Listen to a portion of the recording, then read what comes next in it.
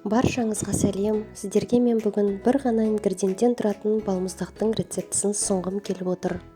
Бұның құрамында басқа балмұздақтармен салыстырғанда қант та кілегей де жоқ.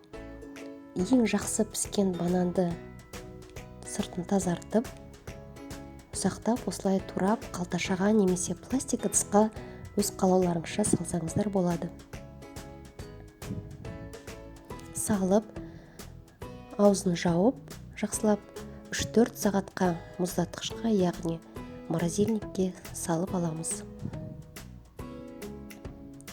Қатқан банандарымызды ыдысқа салып, блендердің көмегімен бір келкі болғанша езіп аламыз.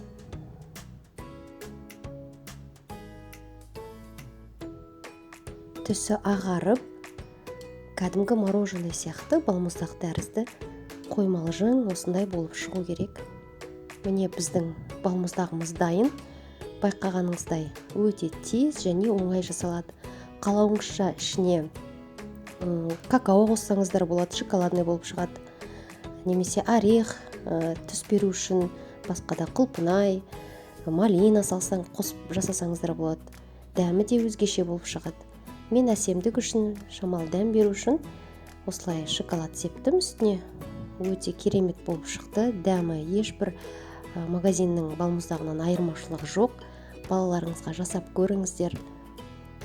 Түрі де, дәмі де ешбір айырмашылық көрінбейді. Жасап көріңіздер, сіздің туыстарыңызға, жақындарыңызға ұнайды деген үміттемін. Және де лайк басуды ұмытпаңыз.